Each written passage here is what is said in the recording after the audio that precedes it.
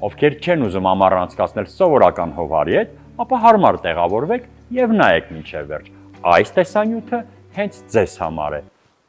Տարեք հա մի հատ էս վենտիլյատորը ստեղից։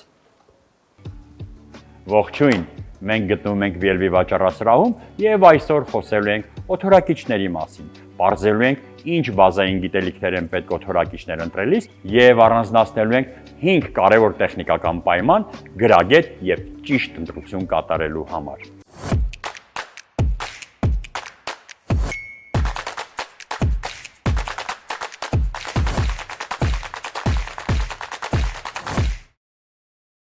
Կարևորագույն 5 տեխնիկական պայմաններից առաջինը դա օթորակիչի տեսակն է։ Օթորակիչները իրենց տեսակով շատ բազմազան են։ Նշենք նրանցից մի քանիսը. մոնոբլոկ կամ շարժական, պատուհանին տեղադրվող, սպլիտ կամ մուլտիսպլիտ համակարգով աշխատող օթորակիչներ, որոնց մասին կխոսենք ավելի մանրամասն։ Սպլիտ համակարգով աշխատող օթորակիչի կազմի մեջ մտնում է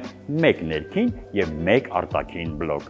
Իսկ մուլտիսպլիտ համակարգի մեջ մտնում է 1 արտաքին բլոկ եւ մի քանի ներքին բլոկներ, որոնք տեղադրվում են տարբեր սենյակներում։ Երկրորդ կարևոր պայմանը դա օթորակիչի հզորությունն է, ինչը ընտրելիս հաշվի ենք առնում ոչ միայն տարածքը, այլ նաև առաստաղի բարձրությունը, ջերմարտադրող սարքերը, պատուհանների քանակը, ինչպես նաև մարդկանց այն քանակը, ովքեր գտնվում են այդ տարածքում, որտեղ միջին հաշվարկով 4 մարդը արտադրում է 1 կՎտ ջերմություն։ Երրորդ կարևոր տեխնիկական պայմանը դա կոմպրեսորի տեսակի ընտրությունն է։ Կոմպրեսորները իրենց տեսակով լինում են ինվերտորային եւ սովորական։ Եկեք նախապատվությունը տանք ինվերտորային օթորակիչներին, քանի որ նրանք աշխատում են ձմռան ավելի ցածր ջերմաստիճաններում, ապահովում են ավելի ճշգրիտ ջերմաստիճան, էներգախնայող են եւ ունեն աղմուկի ցածր մակարդակ։